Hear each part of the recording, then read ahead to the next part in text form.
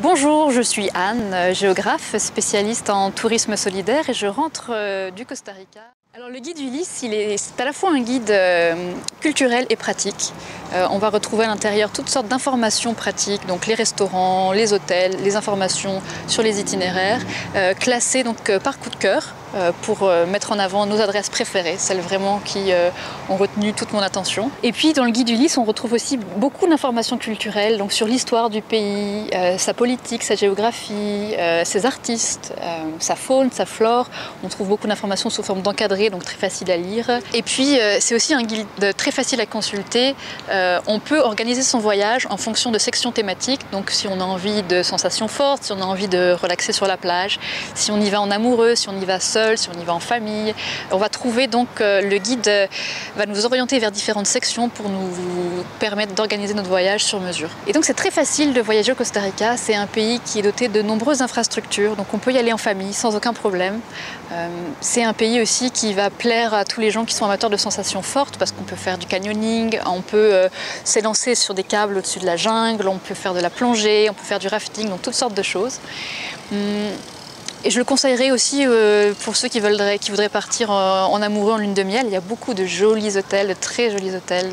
Je conseillerais aussi le guide Ulysse Costa Rica pour les jeunes qui voudraient faire des missions de volontariat par exemple.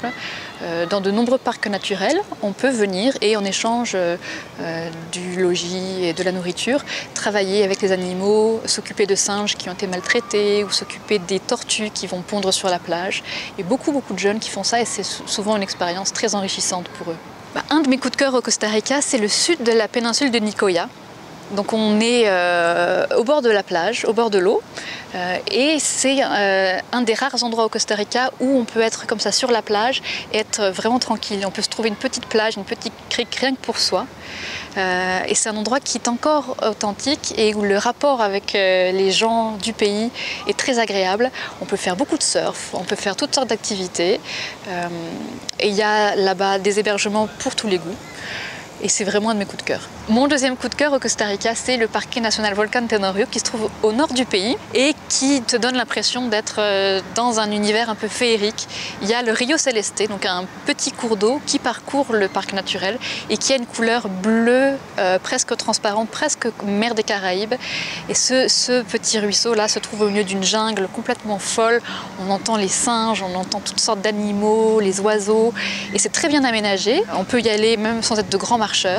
Même pas besoin de prendre de guide, c'est très facile, le chemin est très bien balisé. Et dans ce parc-là, il se trouve aussi une cascade qui est, je crois, la plus belle cascade que j'ai vue de toute ma vie, qui se jette dans un lagon, pareil, de couleur bleue, et c'est vraiment magnifique. J'espère que mes conseils vous auront été utiles et que vous ferez un beau voyage avec le guide Ulysse Costa Rica.